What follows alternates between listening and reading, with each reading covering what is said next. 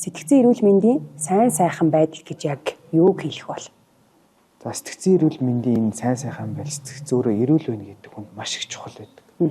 За одоо яг нийгмийн энэ сэтгэл зүйн байдал муу байх, агаарын бохирдолтой энэ нийгмийн эдийн засгийн байдлаараа сул дорой байх, хүч ирхийлэл, ядуурл, мансуурал энэ олон зүйлсүүд хүнд маш их стрессийг үүсгэж байгаа. Тэгэхээр хүн өөрөө энэ зүйлийг даван туулах тийм ээ гаднаас ирж байгаа ямар нэгэн стресст хариу урвалдах дасан зохицох чадварыг одоо маш бага наснаас эхлээд суралцах нь одоо зайлшгүй чухал шаардлагатай болоод байгаа. За сэтгцэн энэ сайн сайхан байснаар хүн нийгэмд зөв дасан зохицож амьдрах, төлөвшөх, за нийгэмдээ хувь нэмрээ оруулах ийм боломжтой байж идэг. За сэтгц эрүүл бол бие эрүүл гэж ярьдаг. Тэгэхээр энэ сэтгцэн эрүүл мэнд гэдэг бол одоо энэ орчин үед ялангуяа энэ хотчлт энэ нийгэмшиж байгаа энэ үед бол одоо ингэ маш их хөндөгдөж байгаа чухал асуудал. Ерөнхийдөө сэтгцэн эрүүл мэндийн байдлаар хүмүүс дөрөв хуваачдаг. Сэтгцэн үед юм эрүүл энэ сэтгцэн эмэггүй байхын зэрэгтэй нийгэмдээ зөв тасан зохицож амьдрах, хувь нэмрээ оруулах гэлдэг.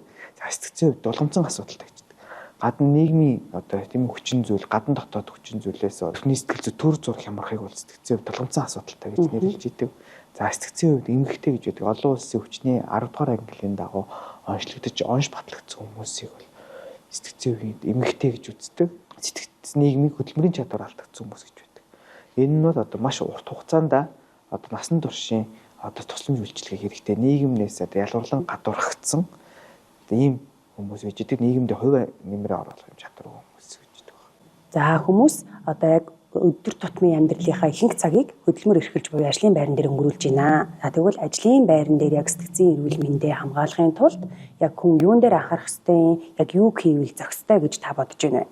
Тэгэхээр ажлын байрны энэ стресс бухимдлыг энэ хэрхэн даван туулах вэ гэдэг дээр ажил олгогч бол ажилтаа өөрөө маш их одоо юм хичээл зүтгэх гарах шаардлагатай байж идэг.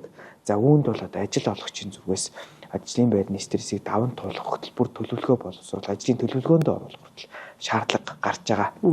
Архитект, нойрны асуудалтай, сэтгэл готролтой ийм ажилчтай ажлын хэвийн үйл явцыг үргэлжлүүлэхийн тулд бол дэмжих, туслах, хэвийн таатай ажиллах орчин нөхцлөөр юм бүрдүүлэх шаардлагатай. Хүн хоорондын харилцаанаас болоод тэр хүн ажлын байран дээрх стресс төртөд байгаа юм уу тий? Аль эсвэл одоо ажил олгогч буюу тухайн ажлаас шалтгаалаад тэр хүн стресс төртөд байгаа мó гэдгээс шалтгаалаад хувь хүн яг өөрийнхөө зүгээс одоо яг юун дээр анхаарвал илүү одоо ажлын байрны стресс төртөхгүй ажлыг одоо тийм сэтгэл ханамжтай, гүйцэтгэлтэй гүйцэтгэж болох вэ? Одоо энэ стрессийг даван туулахад маш их олон аргууд байж байгаа тийм ээ. Нэгдүгürt бол байгууллагын яг энэ соёл өөрөө бас уурсан шиг. За тэгтээ мэдээч одоо бүх байгууллага бол ийм бүх ийм одоо зөв сайхан соёлтой байна гэж байхгүй. Мэдээж байгууллагын бас нэг сөрөг уур амьсгал соёл гэж байдаг тийм ээ.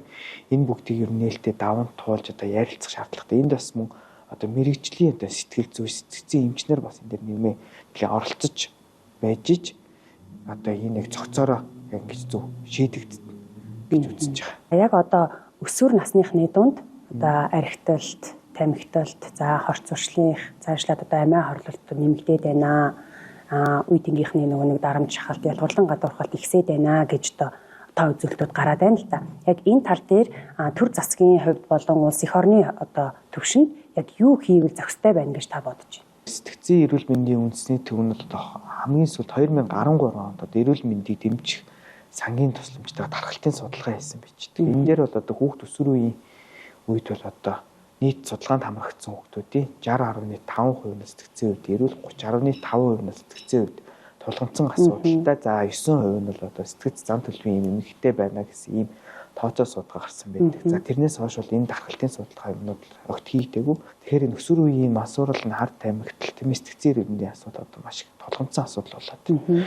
Энэ дээр бол нэгдүгээрт одоо тийм ээ энэ хүүхдүүдийг эмчлэх асуудал маш их чухал байна. Энэ хүүхдүүдийг хэрхэн одоо сургах вэ? Хичээл номыг хэрхэн одоо ингээд одоо үргэлжлүүлж гүйцээх вэ, тийм ээ? Энэ талаар нь бас тодорхой зөв арга хэмжээг авахгүй бол эмнэлэгт бол одоо ингээд ганцхан эмгтээд гарч байгаа эмчлэгдэж байгаа асуудал нь бол энэ дэр бүрэн шийдэл болж одоо чадахгүй. За тэгээ мэдээч сэтгц нийгмийн энэ сэргээн зас нийгэмд одоо байр суурь олох энэ асуудал дээр нь мэдээж бол одоо бүх талаас нь хамтарч дэмжлэг үзүүлэх хэрэгтэй. Дан ганц одоо эмчнэр гэлтгүүгээр гэр бүл, багш, асран хамгаалагч нар, нийгмийн ажилтнууд гэх ингээд энэ олон талаас нийт зохицоороо бид нэр энэ тусламж үйлчилгээг одоо дэлгэрүүлж байж одоо энэ асуудал шийдэгдэнэ гэж үзэж байна.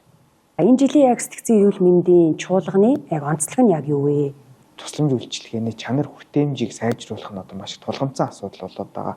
Ганц төв бол одоо энэ дээр бол ажиллаад бол ингээд хангалтгүй 21 аймаг 9 дүүргийн хэмжээнд сэтгцэн эрүүл мэндийн тусламж үйлчилгээг сайжруулах ард иргэдэд одоо хүртээмжтэй болох тал дээр оноо төв бол энэ ажлууд хийгээд эхэлж байгаа. Ийм ч учраас бид энэ жил сэтгцэн эрүүл мэндийн үндэсний чуулгана сэтгцэн эрүүл мэндийн тусламж хүртээмж чанарыг сайжруулах нь уран дээр зохион байгуулж байна. Сэтгцэн эрүүл мэндийн тусламж үйлчилгээний хүртээмж чанарыг сайжруулъя.